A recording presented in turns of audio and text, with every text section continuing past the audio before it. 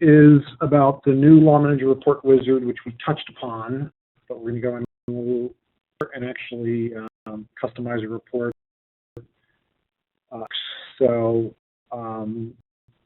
What we've done is, as I mentioned before, is we've unified the report wizard between both web. So they're both the open source BIRT report engine. They support PDF, HTML, and RTF output formats. There's a nice instant PDF report here, which let me show you that real quick. Jump to where am I running it?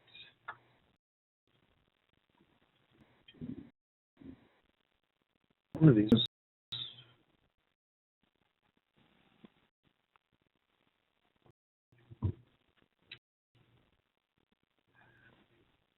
So we have is an instant PDF. So if I go to any notebook, do some type of search.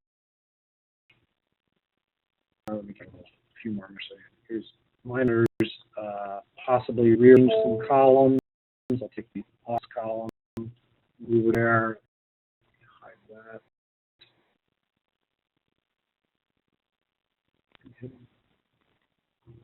Like a column, let me sort.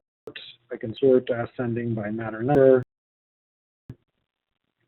And then when I have it just the way I want it, I can hit the PDF button and get an instant PDF report of what's on my screen with the column sorting and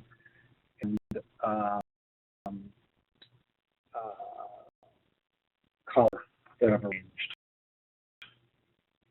This report is sort of just an instant PDF of what my screen does. Now, one thing you're going to notice with the BIRT engine, the very first time I cycled the web server, the first time you cycle your web server, the engine has to load. So I'll show you. We'll do it one time. It's going to take like 30-some seconds. The second, it'll be much quicker with the BIRT engine and loaded. It's a PDF viewer, so you get a little delay there for the PDF viewing. So on this, it's not taking all fields. That through the report wizard, but the quick PDF gets where it can sit on a page. So if yeah, it's got to fit in a 8.5 by 11. So if I type a little, you'll see it's probably going to fit a few more fields here. So let me grab the open date in there, and now do a PDF. You'll see it's going to be faster. First of all, one thing when you want to do it to Excel, it's going to take all your fields, right? Right. You can't do that creative highlighting. So right. So it grabbed a few more fields. I shrunk up the columns. And something here at the bottom, so can you save it or print it? That's like a... Well, once you're in the PDF viewer, which I'm in, you have the full PDF tool to manipulate, email it, save it, print it as a document. Okay. So the PDF is very handy. Let me just come back to the PowerPoint. Favorites, Report Designer, and the open source. It's up on the open source BIRT engine. So let me go there. Unification of BIRT Wizard is pretty key. I just built a report real quick in Web.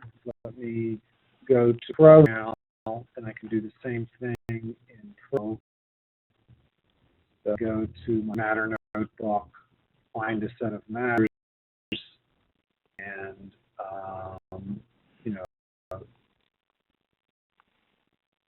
columns, and use my report wizard.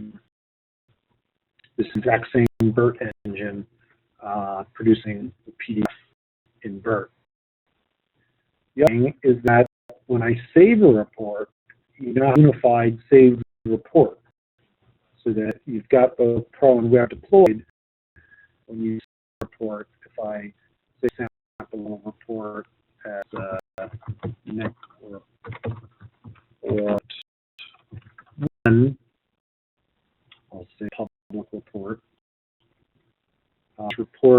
can run here in Pro.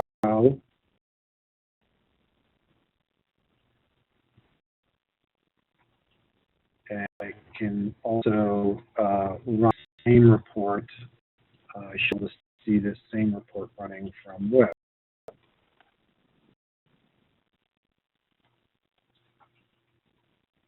Report 1 there.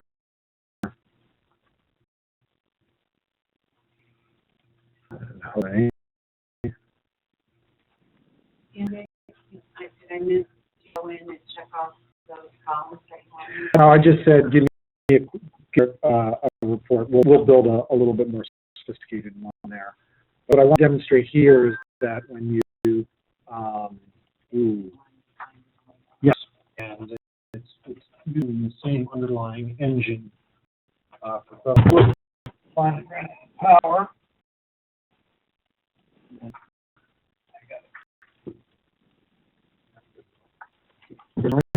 Yeah.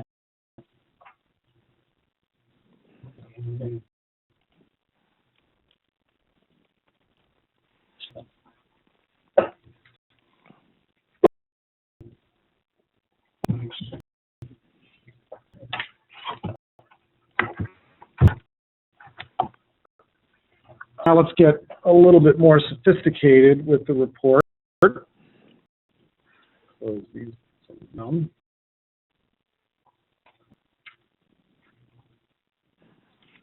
And we just from Pro or Web.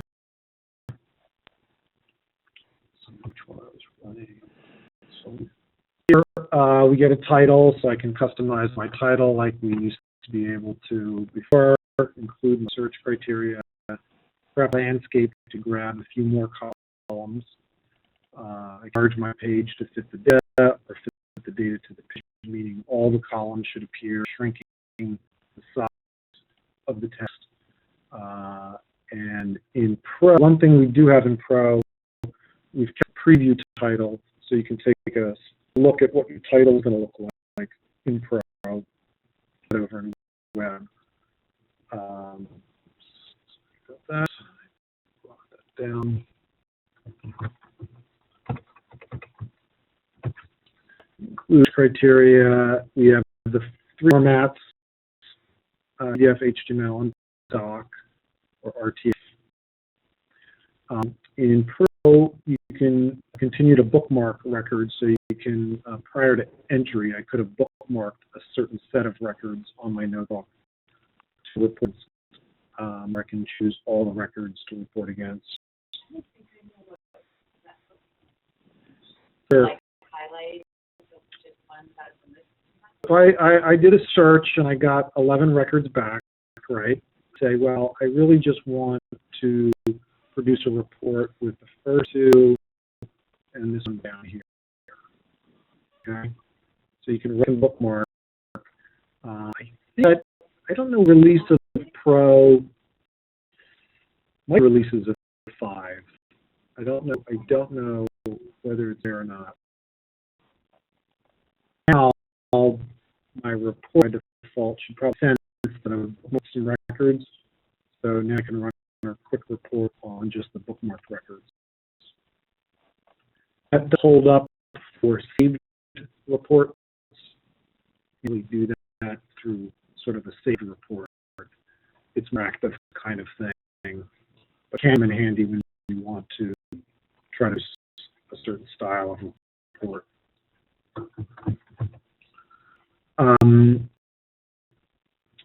Something a little more complex. Let's go choose columns, matter, name, and type. Right? I can choose some columns, and let's include one tab. And let's just get the players' names. Okay. So the additional report, where you get a lot of people saying, and I'm sure all had this complaint, move those players over to the right, sort of a more tabular style report. So what you can now do with the designer tool, if I give this report, and we'll say as Nick 2. Okay, which shows up here now under my public reports, right? But it's currently exactly what we just saw, right? What you do is you can use the reports get deposited into the new notebook called the Reports Notebook. Okay, so here's the NIC2 report. It's currently a JSON report. Again, the script type reports are the old reports that were saved on the file server. .ls files. The JSON reports are the new reports. Not even saved on the file. They're saved in here. This little note field over to the right. So let's go into detail here. So this is the equivalent of the .lms. It's this new description of the, just simply a description of all things I've checkboxed in Wizard. Okay. And what we've added is an ability to convert this JSON script into a BIRT script, which is the underlying, it's an Excel file, I believe, describing the report for BIRT, the BIRT Developer. Saved it is going to save it in a work directory, your working directory, which is just going to be a place to save all your BIRT reports for purposes of doing development. They're defined as a system variable. I think it's called the BIRT report working space path. So the variable that you set up, and then that's where your BIRT reports are going to be saved. Okay. Go over into BIRT, and this is BIRT. Okay, let me close the report. First, an executable. You download it from this open source, the LawManager web installation guide. Walk through the installation of BIRT. It's a download. You unzip it, and then you unzip it. There's just a BIRT executable here. It's not your desktop. Yeah, desktop Windows app. And this is it. It opens up with sort of a blank screen, and then you file open, and it automatically opens to the workspace. It's called BIRT Workspace, where your reports reside. And reads up the saved report notebook to automatically save any of your Wizard reports to this location. So I believe this is the one here. Is this the right time? 125? Yeah. So if I have this report, is that Wizard report that they're built. The Wizard sort of builds the BIRT report for you automatically, right? And before I can sort of with it, you start, and again, this is explained in the installation guide. This step right here is explained in the installation guide.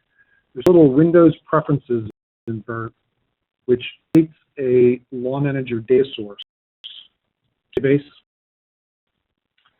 This is a little plugin that we created so that you can put in the URL path to our web server, name, and the data alias of what database you want your report to run against, right? So if you have aliases, you would just the aliases here.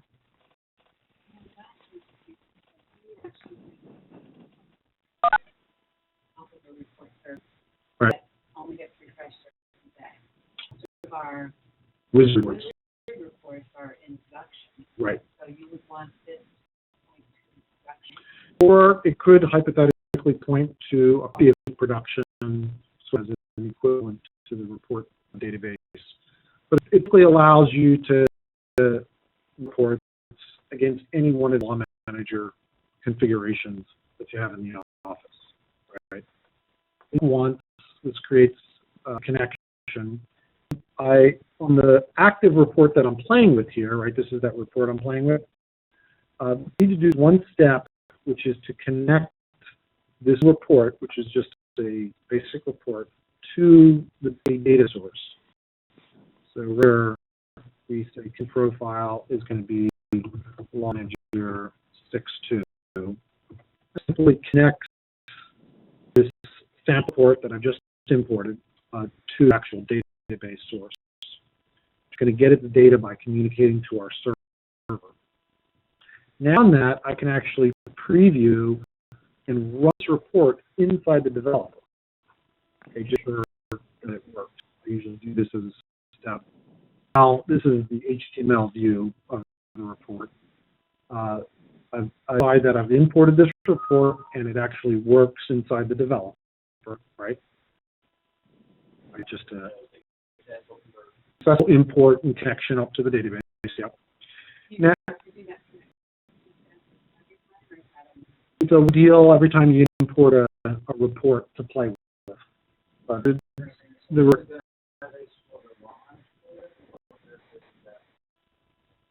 for each BIRT report has to have a data source. The data source has to be connected to some base, right? It got this is what's called the connection profile connected to the window preference thing here. So this is an internal BIRT profile. The file connects to this server and this LawManager database alias, right? The LawManager database alias, I don't know if you've seen the new when you create aliases in web, but let me show you real quick.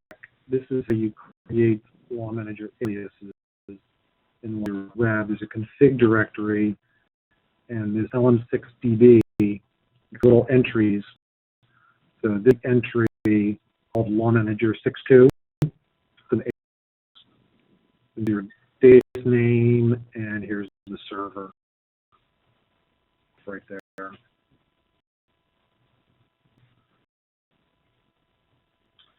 Back to BIRT, there are our internal, what's called BIRT profiles, connection profiles. You have maybe a few different connection profiles for the various LawManager systems you have. And data source for the report. Now I have an individual report. This is the data source for the report. The data report is connected to this profile. Actually, you see the data sets. The data of this report are the notebook or worksheet and the players tab. Okay. You see all the fields for the matter notebook have been laid out here: the matter number, matter name, matter type, and the player. So let's try to move the player over to here. The first thing you'll notice, let's just take a look at the report. You have one detail section here. We have 3 columns. Then we have a little script here. I think this is a JavaScript that actually, if you know, I run the report, it's the number of players in the title. So 5, 1, 4. That's done with this little piece of script, I guess, right here. So you can have calculate logic in your reports. And again, it's all built from the wizard, right? So I'm going to try to take this player caption. I'm going to move it up over there. I just dragged and dropped. Get rid of this little tooling here because I don't really want that. So I hit delete. And then I move this field over and then position it up under player. Okay. So just around a little bit, and if I preview, you should have, I don't have it lined up at the right exact spot but I've sort of positioned it so that it lays out a little cleaner, which a lot of people basically have wanted. You know, layers in the case.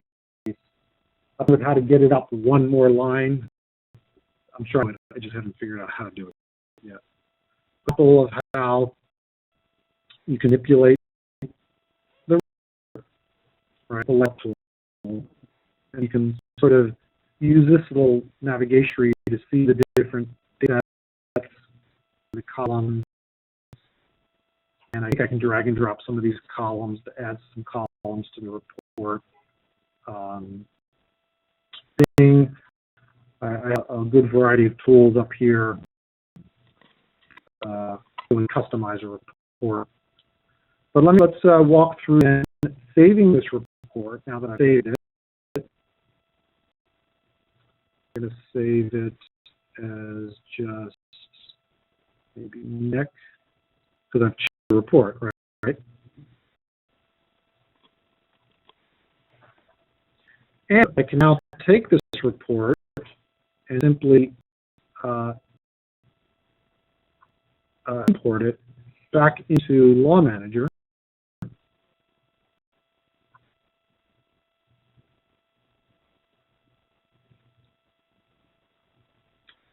There are ways for me to do this. I think I'm just going to open it up. How can I open this up?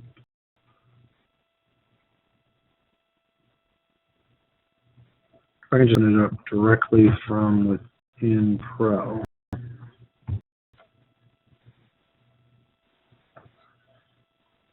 So basically what I want to do is I want to stick it in here. Get rid of this JSON stuff.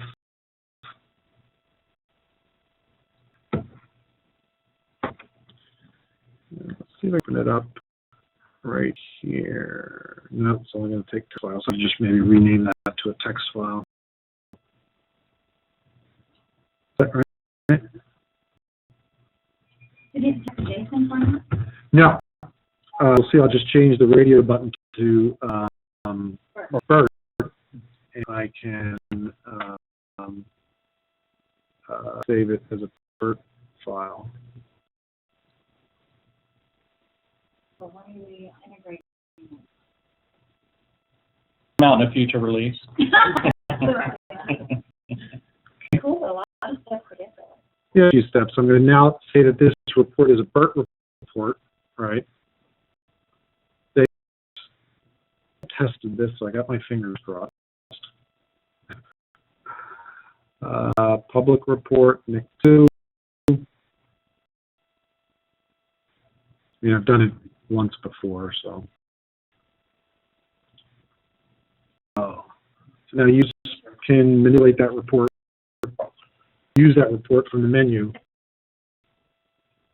I guess Michael was we thought that the BIRT piece of it into the wizard.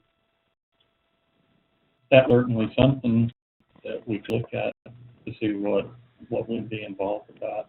Instead of, On the conversion piece, where it just embedded back into. I'll just say it's got a lot more functionality than the report wizard has in itself, right? Right. This thing can do, like you said, I can drag and drop like a field from scratch. Yeah, it's still a developer function, so it's not like web intelligence. Well, I think if you want to allow people to build lots of different kinds of ad hoc reports, web intelligence is still the better tool. What this will allow you to do is for that 10 or 20% of your reports that have been using the report wizard for, you want to just, you have a certain of them that just need a little bit of tweaking. You're going to be able to tweak them. You can use it for all kinds of things. Only a Crystal Reports replacement if you wanted to, but technical developer type function. Super user or user. I don't think it's a power user thing. I think it's still a little tricky to use, but it can at cost, right? So I imagine you can buy with this instead of Crystal and have a certain amount of report development. So I think it impacts Crystal Reports, and it impacts web intelligence. Okay. Let me come back to my slides. I think you're right. It's easy to get out to BIRT, but to get back in is a little bit complicated. And I think until somebody does it quite often, they're going to have to. Any easy import ability, but we probably could make it Certainly use the wizard much more if we could use it adding because that's where the cost goes. We actually do our own, but July work. Time. And then every time you need that report, you have to ask them to run it for you. Yep.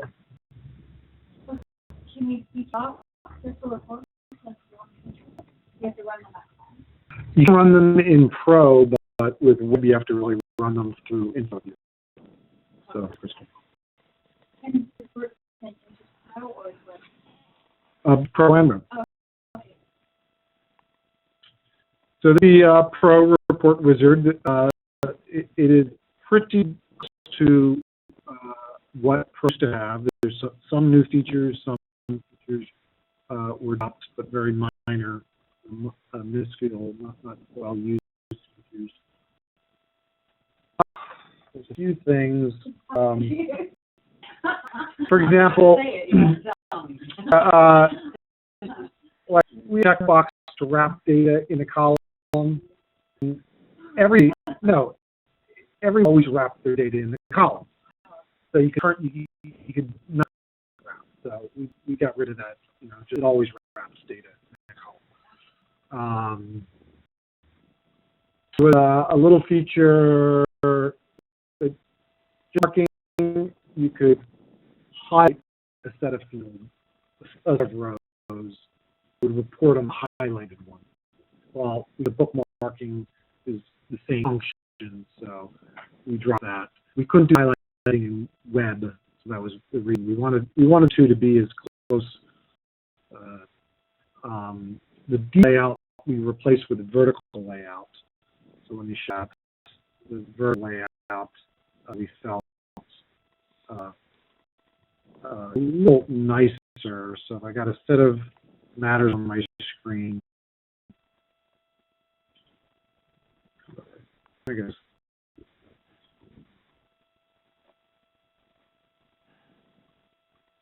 And I do a report in vertical mode. The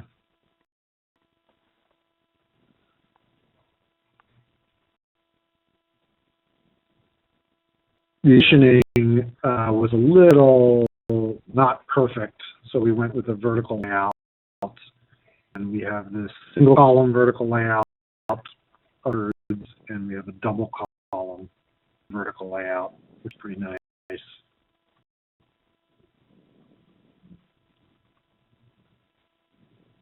This is it only displays the columns I think that have data. Maybe it was in the vertical mode. One of these, I think, or there's a flag somewhere. A checkbox somewhere that you can get just the columns that have data.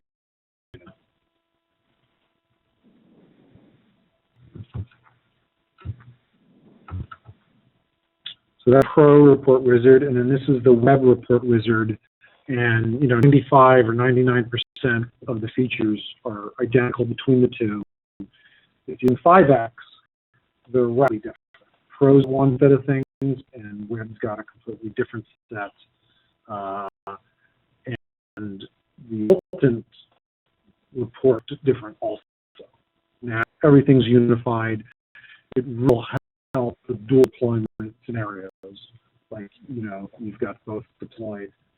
In a dual deployment mode, you build a report, it's going to work, it's going to look the same across. Minimum version of Pro and Web, you have to have running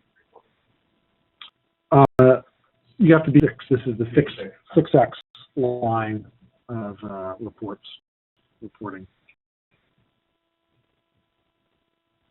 2. I think the 6 was still different. 2, you unified with the BIRT engine. Yeah, that's right, I believe. And then it's pretty nice. You have PDF, email, and RTF or Word docs. And here's 3 reports. They end up looking very nicely in there. In the old Report Wizard, the email and the doc versions just looks terrible. They weren't close. Now they're very close. There's all Excel formats. I think in BIRT here show that now the first time you can actually run a report to half decent looking report formats, by the way, that BIRT supports. So pick 3 of them, right? The guys to include at least L as another report option output. When I saved it as a TXT. yeah, You have to TXT, change it, so yeah. it's confused.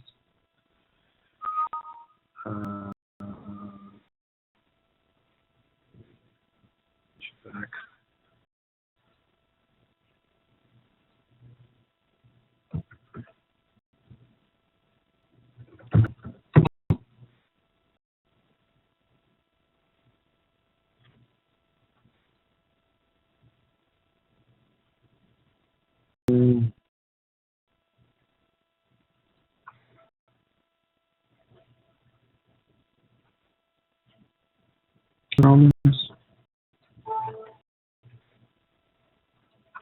Import it in.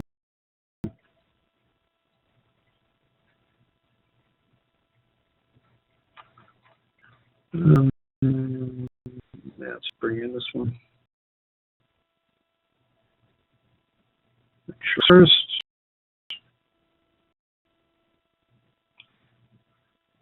okay, can run. This is created. It created a PD. A point. Yeah. Next. A little better positioning of data in Excel spreadsheet than the old Report Wizard, creating the most perfect out. And if I had aligned this perfectly, it would have lined up just perfect. So it creates a pretty good Excel spreadsheet. And then let me show you the go to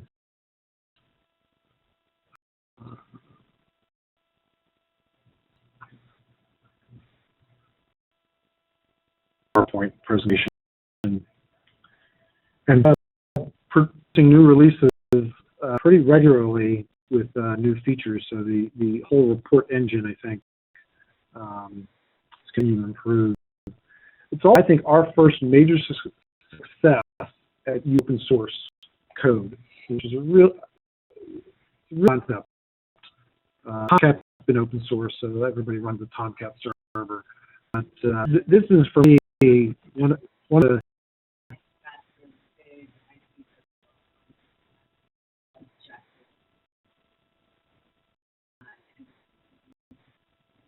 right.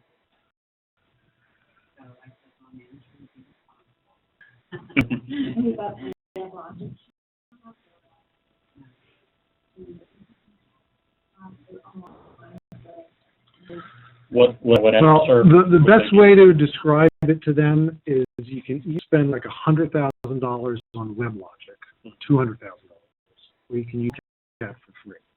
So same thing for Report Wizard.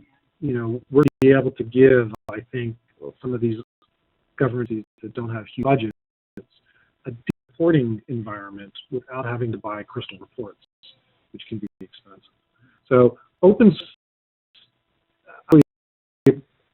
or understood it, and this really let me see that it's actually pretty stuff. You know, it's not, you know, junky kind of, and at no cost. It's you feed it. So let me check back.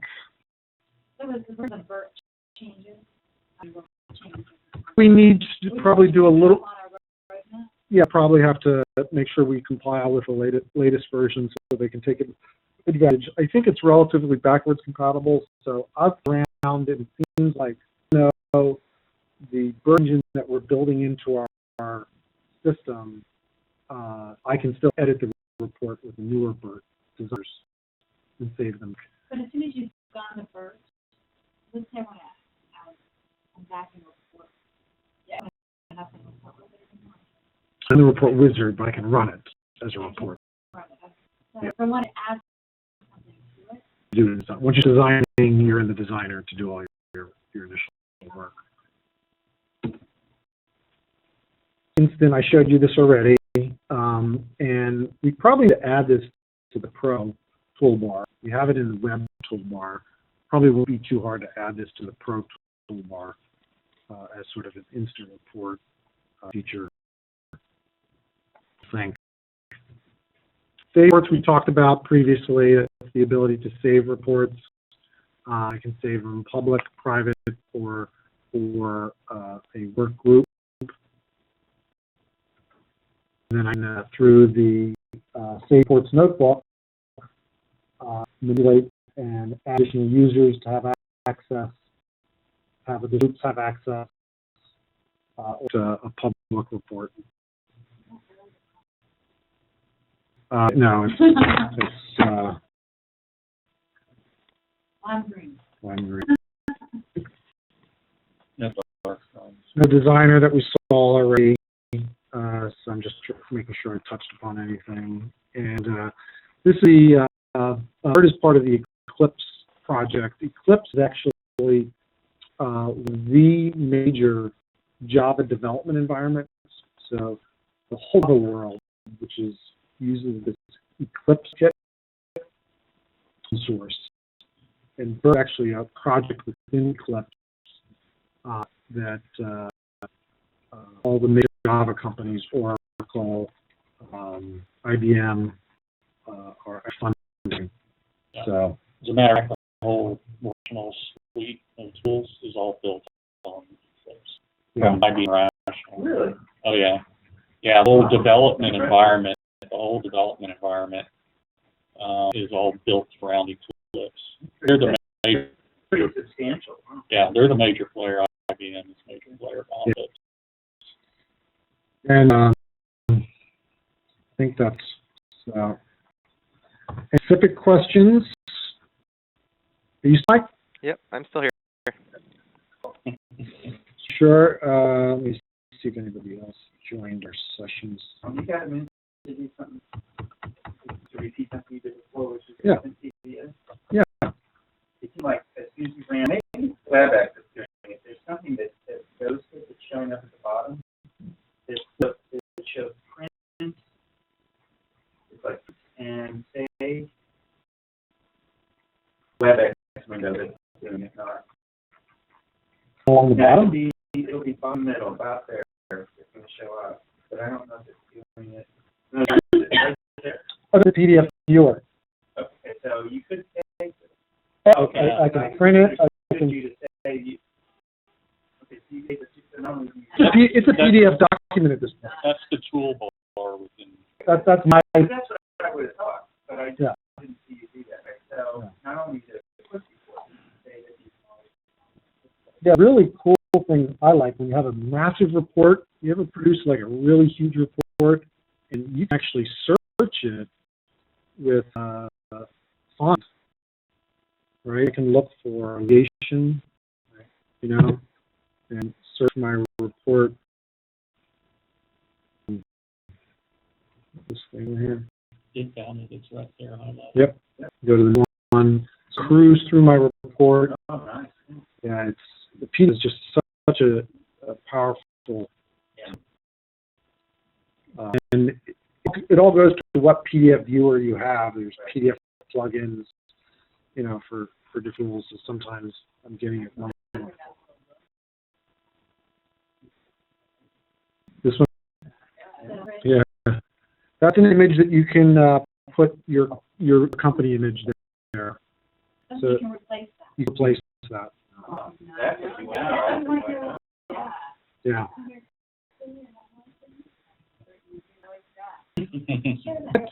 There's a tech note on that, I think, isn't there? On how to do that? See, Documentation. Connect website. No, I think only the newer report wizards allow that. It might be.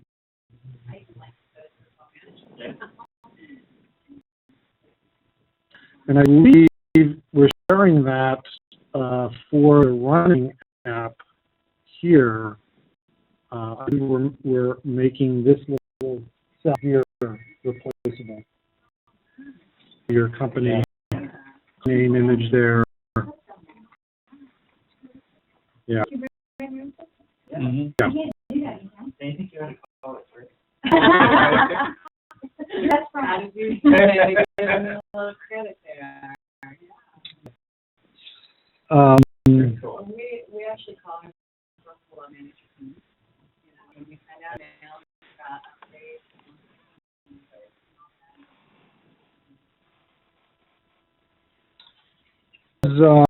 I don't know whether if you've seen some of this. You may want to steal some of these things from our latest invoice notebook. Using a combination of the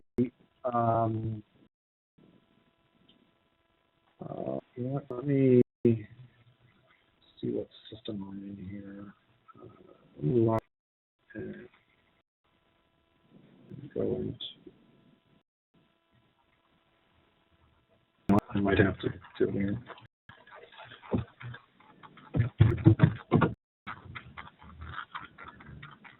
Oh no, sorry. This might. See how busy. You can turn it off. That's configurable.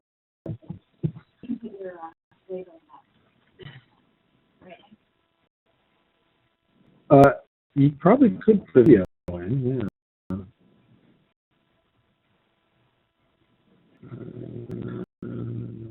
I just have to make myself belong to another group.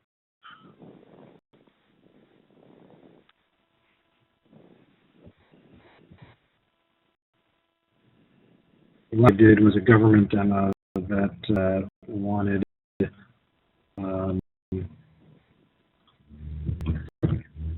was it Oklahoma? Just went to Oklahoma General. So Jay said, turn on all the invoicing stuff. Okay, I got it.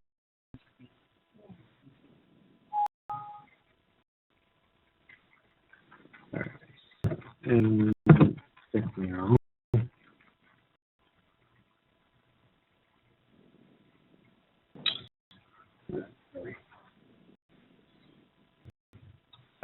We came up with some pretty nice tabs that you may want to steal feed. I think it's this invoice. Combination of our summary, new summary view. Take a look at this look of an invoice. I can just name fields. Right. Then places you get the tabs right here. Okay, so I can see what matters it's associated to, what businesses it's allocated to. I can see my approval, summary, audit errors. I'm sure you have some little audit areas. And all as I'm scrolling down, you know, with my little wheel. I put our budget tab on the invoice so I can see the budget for the matter the invoice is related to right here, comparing actuals to budget. And again, reviewing the invoice. The first X number, I defaulted it to 10 of my fee detail. And just detail. I created these professional summaries. So this is a breakdown of all the professionals summing their time on the invoice. Instead of through hundreds and hundreds of detail items, I can have a much better view of what's going on. Right? These are the number of timekeepers on the invoice. Here's all the hours, their rate, it's probably their rate, and the total by timekeeper. Same task. What are all the tasks billed when this invoice summarized? This is a simple group by. of the, So we should do the actual. yeah, on the details. I just did a group by in the tab, by task or group by timekeeper, and getting the totals of all the tasks. So again, instead of looking through hundreds of detail items, I can see right here, these are all the tasks billed throughout this invoice, and here's the time against each task. Right. I'm going down, here's the tasks by professional, so I can see who's doing which task, group by professional and task combined. And then an expense summary, you know, the total by each expense type. That's it. So these are just these tabs, right, which are down. You have to build the tab, of course, to get that summary view. Right. Well, let's say with this is look, scroll through. I can just scroll down, get a real good overview of what's going on in an invoice.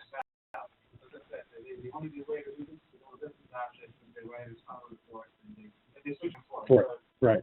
This is just like a report right there. All the dynamic drop downs are hyperlinks. At any point, I can hyperlink on any of this data to go see something related. And the Alt key, by Alt key, I go to that. I go to tab, right? That, and I can come back to where I was, you know, so I don't focus. I am done. Top of the hour. Anything? 10 Nick, that was really great. Thank you. You like that, the summary views? I thought you might like them too. Yeah, we have a new project that we're starting that's based on timekeeper analysis, and I think this type of look would be really beneficial. Yeah. The way you get these summaries, these are your Explorer views. So whatever columns you attach to tab, that's will be the columns that display in this summary view. Oh, okay. Just like they display in the Explorer. And then that's all the columns, of course. Really? File page. Home. Yeah, prototype of that. I don't know what's going on here next. I don't want to. Bringing e-discovery in-house is Okay. next room What time? at 2:10. Right. Well, I'll show you the home page at our next session. Okay. It's a prototype, but it gives you a feel for what we're going to be doing. Okay. Thanks. I'm going to leave this WebEx running, so hopefully we can just reconnect. I'm going to have to stop it because I want to stop the recording. Gotcha. Which is probably stop the session. All right. Well, I'll